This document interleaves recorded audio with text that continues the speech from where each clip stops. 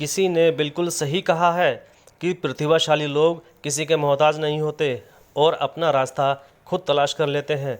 इसे साबित कर दिखाया है एक ऐसे व्यक्ति ने जिनकी लॉकडाउन के दौरान नौकरी छिन गई थी और उनके सामने रोजी रोटी का संकट पैदा हो गया था, परंतु उन्होंने हिम्मत नहीं हारी और आत्मनिर्भर भारत से प्रेरित होकर अपना व्यवसाय शुरू कर लिया, जिससे वो अब अपने परिवार का पेट ही नहीं पाल रहे बल्कि पूरे क्षेत्र में इस कार्य के लिए उनकी बहुत प्रशंसा हो रही है।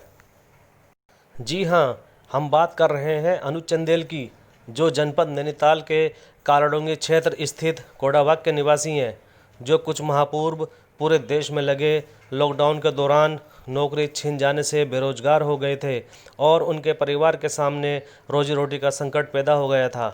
परंतु अनुज ने हिम्मत नहीं हारी और अपना व्यवसाय शुरू करने की सोची, जिसके चलते उन्होंने आत्मनिर्भर भारत से प्रेरित होकर पहाड़ों की हसीन वादियों के बीच खुद का छोटा सा रेस्टोरेंट खोल दिया, जिसमें उनके भाइयों ने पूरी मदद की। पहाड़ी क्षेत्र होने और पर्यटकों का यहाँ आना जाना लगा रहने से उनके रेस्टोरेंट की लोकप्रियता बहुत बढ़ गई। पर्यटकों तथा आसपास के लोगों को अनुज के रेस्टोरेंट में बने खाने का स्वाद भाने लगा, जिससे धीरे धीरे उनके रेस्टोरेंट का नाम बहुत दूर तक फेमस हो गया और दूर दूर से लोग खाने का स्वाद चखने यहाँ आने लगे। साथ ही रेस्टोरेंट को लोकप्रियता दिलाने में इसके आसपास के वातावरण ने भी अहम भूमिका निभाई, जहाँ रेस्टोरेंट के चारों ओर पहाड़ियाँ तथा पास में नदी होने से इसकी लोकप्रियता में चार चांद लग गए।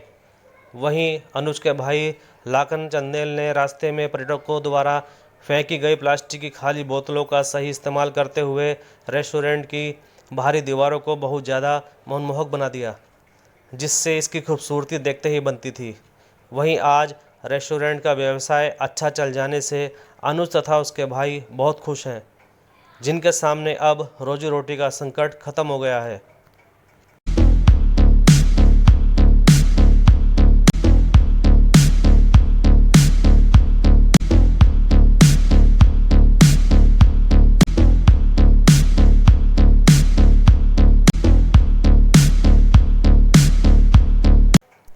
आइए जानते हैं अनुज चंदेल और उनके भाई लाखन चंदेल ने क्या कहा।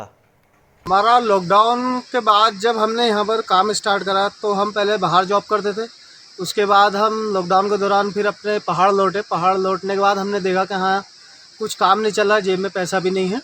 उसके बाद फिर हमने कहा कि यार यहाँ पर एक रेस्टोरेंट बनाते हैं, जिससे कि हम औरों को भी प्रेरित कर सकें और पलायन भी रुक सके, उससे थोड़ा पलायन रुकेगा। फिर हमने अपना एक मैगी पॉइंट बनाया। मैगी पॉइंट के बाद हमने थोड़ा बढ़ाते बढ़ाते बढ़ाते थोड़ा और अच्छा लगा। फिर बाहर वालों को भी काफ़ी अच्छा लगा, बाहर से लोग आने लगे तो हमें भी हौसला लगा ज़्यादा हुआ।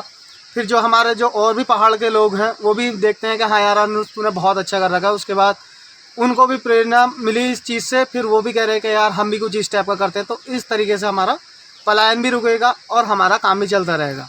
बाकी इसमें मेरा भाई हो गया, बड़ा भाई लाखन और मेरे छोटा भाई रोहन, हम तीनों ही इसको संभालते हैं और बहुत खुशी है हमें कि हाँ अपने पहाड़ में हम कुछ कर रहे हैं। सर, जहाँ तक एक आत्मनिर्भर भारत बनाने की संकल्पना भारत सरकार ने कर रखी है, तो आप इसको धरातल पर कहाँ तक सार्थक मानते हैं? हम बहुत अच्छा, ये बहुत अच्छा प्रयास है और हम भी इसके साथ जुड़ने की बहुत हमारे दिल से रहती है कि हाँ मोदी जी ने बहुत अच्छा एक प्रयास अपने तरीके से वो करा है।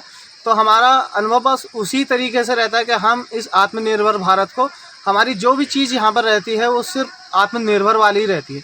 फूल पौधे हर चीज़ हमने इस तरीके से मेंटेन करा है कि हाँ हम कुछ चीज़ बाहर से ना खरीद कर अपनी ही जो अपनी भूमि है यही हमें काफ़ी कुछ दे देती है और हम उसको उसी तरीके से इस्तेमाल करते हैं। पर प्लास्टिक की जो बोतलें फेंक के लोग जाते हैं, आपका सदुपयोग करते हैं, आपने के अंदर कैसी ये भावना आई? हमने इससे काफ़ी कुछ सीखा, लोगों को देखा कि ये प्लास्टिक की बोतलें इधर उधर फेंक देते हैं, कूड़ा का बड़ा कचरा वगैरह होता है। तो हमने चाहा कि इससे कुछ क्या कर सकते हैं, थोड़ा यूट्यूब देखा, थोड़ा अपना दिमाग लगाया कि हम उससे ऐसा कुछ नया क्या कर सकते हैं। तो हमने प्लास्टिक की बोतलों की दीवार बनाई है और ऐसा कुछ डिज़ाइन किया है हमने, जो बोतलों में आप उपयोगी फूल पौधे कुछ भी लगा सकते हैं। जैसे अखबार हो गया, अखबार को लोग रद्दी समझ के बेच देते, फेंक देते हैं, तो हम उससे प्लास्टिक की टोकरियाँ, उसके लैंप जो आप बल्ब लगा के लैंप कर सकते हैं और कई ऐसे टाइप के जो आप उपकरण हैं जो आप बना सकते हैं उससे। ऐसा प्लास्टिक के डब्बे हैं, प्लास्टिक की बोतलें हैं और कई ऐसी चीज़ें हैं जिनको आप फेंक के जो आप यूज में आती ही नहीं है, फेंक देते, तो हम उसको उपयोग में लाते हैं। कुल मिला के ऐसा करके मुझे भी खुशी मिलती है, और ये धरती माता है अपनी, और अब लोकल अपना पहाड़ है, तो बड़ी खुशी मिलती है कि ऐसा कुछ करते हैं और अपने पहाड़ के लिए कुछ करते हैं, बड़ा अच्छा लगता है।